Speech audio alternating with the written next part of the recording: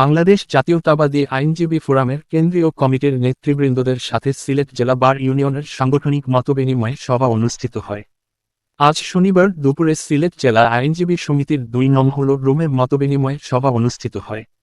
সভায় কেন্দ্রীয় কমিটির সহসভাপতি ব্যারিস্টার এম বদরুদ্দোজা বাদলের সভাপতিত্বে ব্যারিস্টার কামরুজ্জামান সেলিম সঞ্চালনায় প্রধান অতিথি বক্তব্য রাখেন বাংলাদেশ সুপ্রিম কোর্টের সিনিয়র আইনজীবী ও জাতীয়তাবাদী আইনজীবী ফোরামের সভাপতি অ্যাডভোকেট জয়নুল আবেদন। প্রধান বক্তা ছিলেন কেন্দ্রীয় কমিটির মহাসচিব ব্যারিস্টার কায়সার কামাল।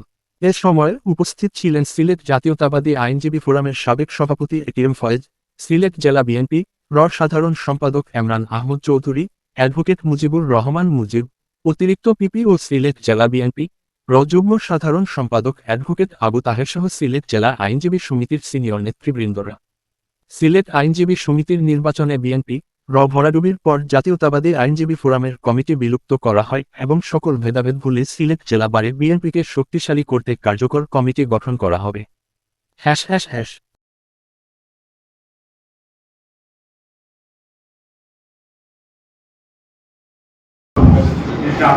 আমি এ পর্যায়ে আমাদের মধ্যে উপস্থিত আজকের সাংগঠনিক টিম, সিলেট বিভাগীয় সাংগঠনিক টিমের সদস্য আমাদের মধ্যে উপস্থিত আছেন।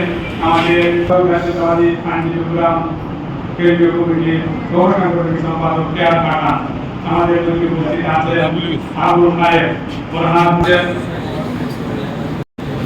সহকারী অ্যাটর্নি জেনারেল। আমি পর্যায়ক্রমে ঢাকা থেকে বারের সম্মানিত উপস্থিতি নেতৃবৃন্দকে নাম সুমাইয়া শিমু এবং ফাতেমা আক্তার, নাসিরুদ্দিন সম্রাট সহ আনিসুর রহমান রায়হান আমাদের মধ্যে উপস্থিত আছেন, ব্যারিস্টার মনির হোসেন,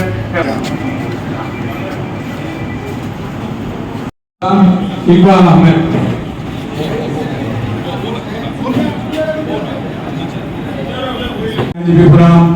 কেন্দ্রীয় কমিটির সংগ্রামী সহসভাপতি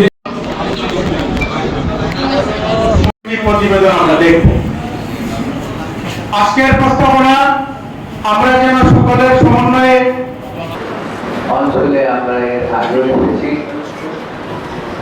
এবং এই অঞ্চলের আইনজীবীরা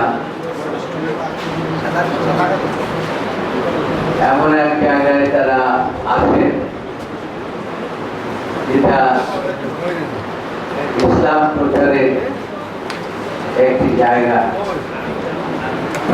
এবং আমাদের নেত্রী সরকারের বিভিন্ন মাননীয় উপদেষ্টাদের কার্যক্রম এদেশের মানুষ স্বাভাবিকভাবে নিচ্ছেন না।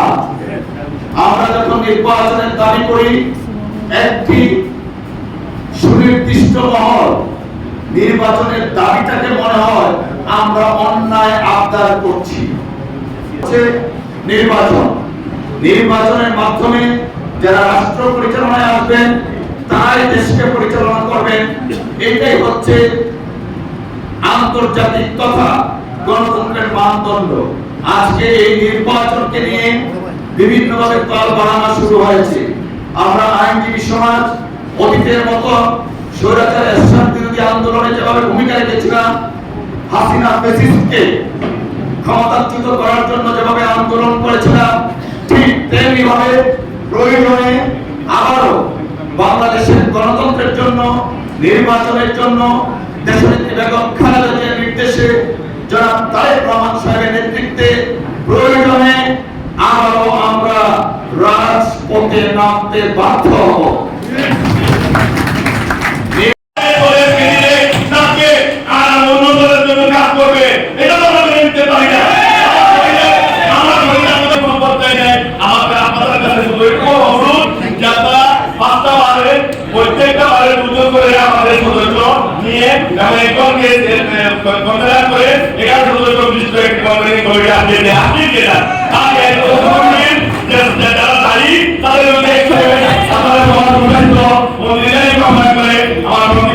আমার